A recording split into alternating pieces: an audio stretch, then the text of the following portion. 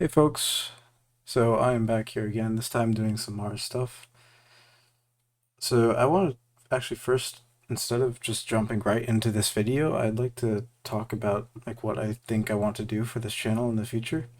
So if you guys aren't aware, I'm currently working right now, actually working in VFX, which is obviously pretty sweet, but that means I kind of have to balance my schedule a little bit more, and so this stuff has been cast a bit to the side, and I don't like it that way because I love my community. It's a huge part of my life, but I can't really, I mean, I can, I just don't have the patience to produce videos that much. And also, it's just hard to figure out what videos I want to actually produce. So I actually, like, when I'm working on my VFX stuff, I usually put on like Minecraft videos or video essays off to the side.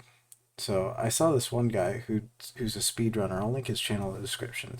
He goes by the name RecRap2, or actually his it's his second channel, so it's RecRap1. The dude is obviously a great player, but he has these commentary videos that I love to watch because they're so human, and the dude's like effortlessly charismatic. So he just talks about his life and everything. That's pretty sweet to watch. Obviously, I don't have a life, so probably not going to get that much, but I do like the format, so I'm going to shamelessly steal it. Except instead of speed running, because I don't have the coordination or the patience nor anything to actually play video games at any level, I'm going to just be showing off some quick sketches I do with my art. I've been doing a lot of these recently, not really taking them to full production level quality anything, just sketching, really. This particular one didn't actually turn out all that great, I don't think. And you'll see in a couple minutes why I'm just flailing around here. Or I end up just flailing around. It's kind of tricky. It's frustrating because at one point I had something that was relatively acceptable, and then I just through perfectionism I lost it, and then I got something that was maybe 90% of where it was, but it wasn't that good in comparison. So I just wasn't really happy about this, and I just kind of it's been sitting on my hard drive for a couple days. Figured I might as well upload it because some people will find it useful, undoubtedly.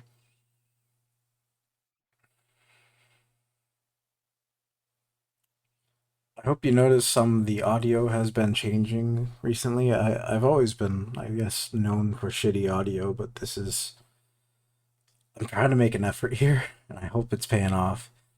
Part of that is just figuring out how to use OBS and all the audio equipment there. Part of it is also just actually trying to sound more confident on the mic. I get into a very bad habit of using filler words like and like so basically, anyways, all those sorts of things just to fill time.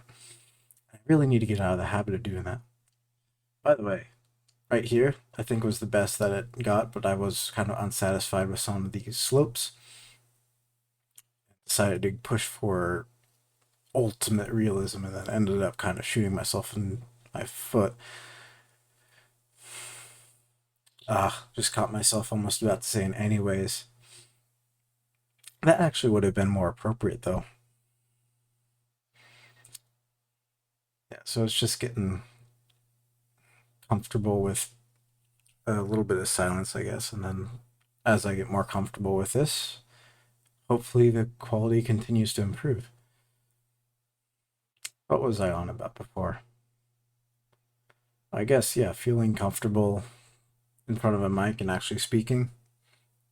That's a big thing. So, yeah, it's not just the filters in OBS, but I've always, like, when I heard my voice, I didn't like it because it was super nasally and everything. But my voice, like, when I'm actually speaking and projecting my voice, pretty good. It's just I'm really bad at doing that in front of a mic when I'm not talking to anybody. And it'll improve for the next few videos, I assume. I'm going to try to do one of these a week.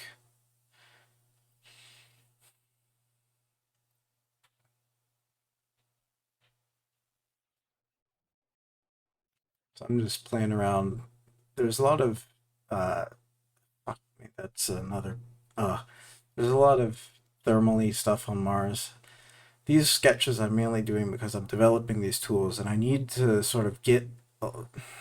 Me, okay, I promise I'm not gonna point out any more of the filler words because it's just getting worse.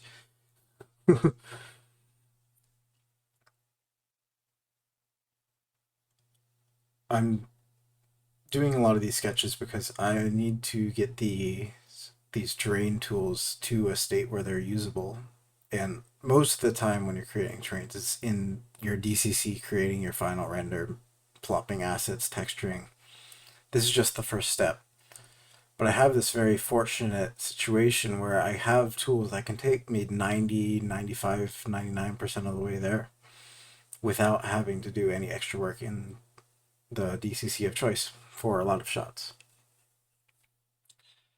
And I'm trying to figure out how best to utilize this and which tools to add to streamline the workflow without it being redundant.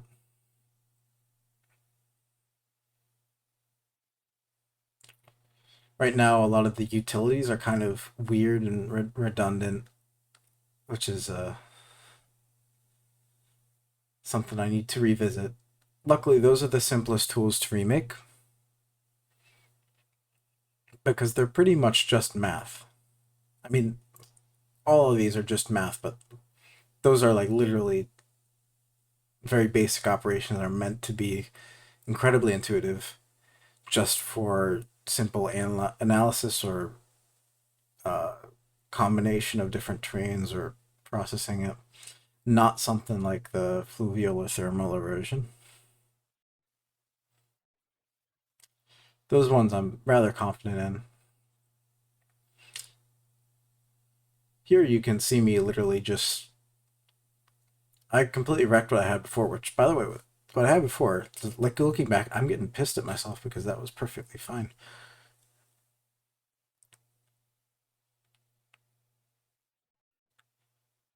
But in the pursuit of perfection, I ended up kind of shooting myself in the foot here. And the end result isn't terrible, but it's something that I wasn't particularly proud of, and it's been sitting on my hard drive for a couple days now. I believe I said that already, but whatever. Uh,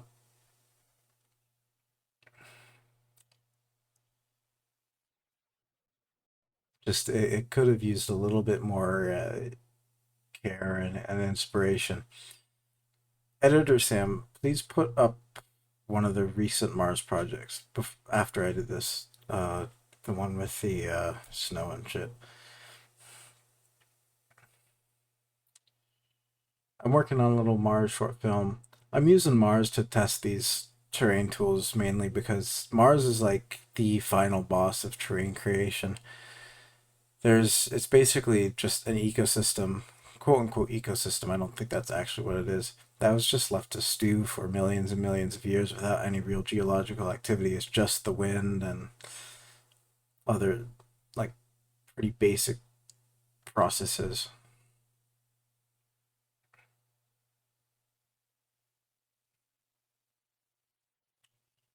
So if you need something to test out, like your like a tool set for terrain simulation, it's a really good place to start because it's actually really hard to get right. And I have a I'm very fortunate in that I seem to have gotten a bit lucky that my tools are meant to simulate or very adept at simulating some parts of the terrain like the wind erosion and such.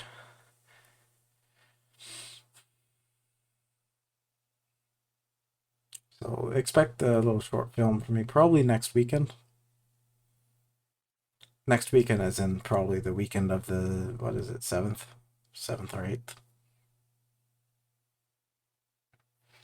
I've got most of the shots done and rendered. I just need to arrange them and edit it. So that was it for the Houdini section. It's the Blender. So this time I'm actually starting from scratch. This is where you're going to really see my discontent with some of the processes or some of the outputs I got from Houdini.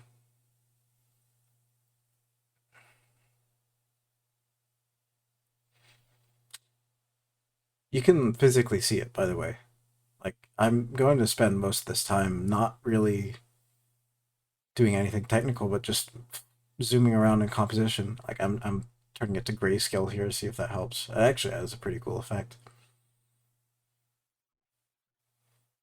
If you have a terrain and you're trying to spend most of your time fixing your composition, then you've probably done something, or you're working off of a not particularly good base.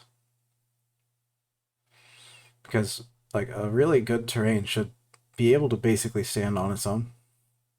That's the mark of quality. If you have to really finagle a camera to hide or unhide certain parts of it, and you have to spend a whole lot of time doing that, it's one thing to do that for out of want. It's another thing to do that out of necessity, which is kind of what I was doing here.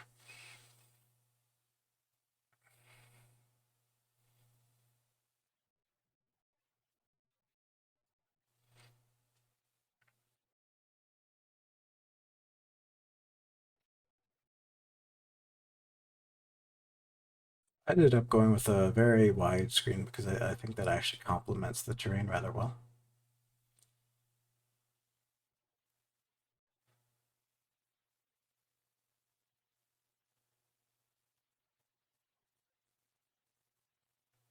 Set to load the render kernels for a second. Composition wise, this is decent. It's just I'm not particularly fond of the detailing that I had. It feels too streaky. It's not to say Mars isn't streaky, but this is streaky in an unnatural way.